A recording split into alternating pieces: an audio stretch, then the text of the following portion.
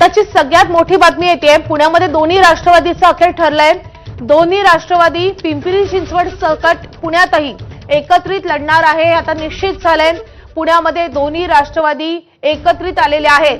खरं तर घड्याळ चिन्हावर निवडणूक लढवायची की तुतारी यावरून दोन्ही राष्ट्रवादीमध्ये बिनसले असं बोललं जात होतं। मात्र अखेर अजित पवार आणि शरद पवार यांची राष्ट्रवादी पुण्यामध्ये एकत्र आलेली आहे आणि हे जवळपास निश्चित झालेलं आहे। त्यामुळे पुणे आणि पिंपरी चिंचवड या दोन्ही महानगरपालिकांमध्ये अजित पवार आणि शरद पवार एकत्र आलेत। अजित पवार पुण्यामध्ये 125 जागा लढवणार असल्याचं कळतंय, तर शरद पवार यांच्या राष्ट्रवादीला जवळपास 40 जागा मिळू शकतात। आता जागा वाटपाचं सूत्र हे समोर येईलच, मात्र हा अंदाज वर्तवला जातोय। मात्र अजित पवार आणि शरद पवार यांच्या राष्ट्रवादीमध्ये पुण्यामध्ये आता युती झाल्याचं जवळपास निश्चित झालेलं आहे। कालच शरद पवार आणि अजित पवार बारामतीमधल्या कार्यक्रमाच्या निमित्ताने एकत्रित दिसले होते। दोघांमध्ये गुप्तगोळी झालेलं होतं आणि यासोबतच या आधी देखील अजित पवार यांच्यासोबत अमोल कोल्हे असतील किंवा रोहित पवार यांनी वेळोवेळी गुप्त बैठका घेतलेल्या होत्या आणि त्यानंतर आता पुणे महापालिकेतल्या युतीवर शिक्कामोर्तब झालंय। महाविकास आघाडीची कालच महत्त्वाची बैठक पुण्यामध्ये पार पडलेली होती। मात्र ऐनवेळी शरद पवारांच्या राष्ट्रवादीच्या नेत्यांनी त्या बैठकीला दांडी मारलेली होती। मात्र आता अखेर दोन्ही राष्ट्रवादी एकत्र लढणार हे स्पष्ट झालंय। शिवानी पांढरे आपल्या सोबत आहे। शिवानी, पिंपरी चिंचवड सह आता पुण्यामध्ये राष्ट्रवादीच्या युतीवर शिक्कामोर्तब झालंय।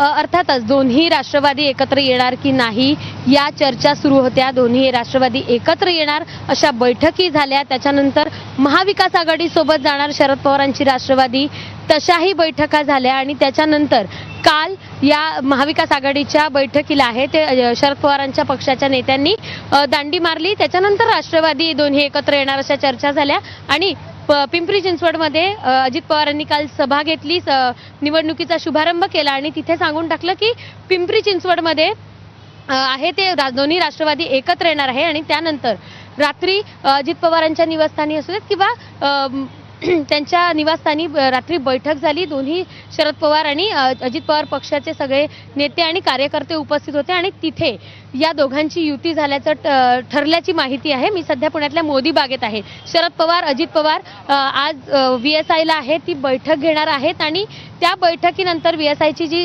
सर्वसाधारण सभा आहे तिथे ते एकत्र येणार आहे। मात्र याच्या आधी काल झालेल्या बैठकीत जागा वाटपाचा फॉर्म्युला देखील ठरल्याची माहिती आहे। 125 जागा आहे, त्या 125 जागा अजित पवार गटाला देण्यात आल्या आहे आणि उरलेल्या जागा ज्या आहेत त्या शरद पवार गटाला देण्यात आल्या। म्हणजे 40 जागा शरद पवार गटाकडनं लढवण्यात येतील आणि 125 जागा आहे त्या अजित पवार गटाकडनं लढवणार असल्याची सध्या माहिती आहे। मात्र अजूनपर्यंत या सगळ्याबाबत जागा वाटपाबाबत अजूनपर्यंत शंका असली तरी दोन्ही राष्ट्रवादी एकत्र येणार हे मात्र आता निश्चित झालंय। दुपारी एक पत्रकार परिषद घेतली जाईल आणि याबाबतची घोषणा केली जाईल।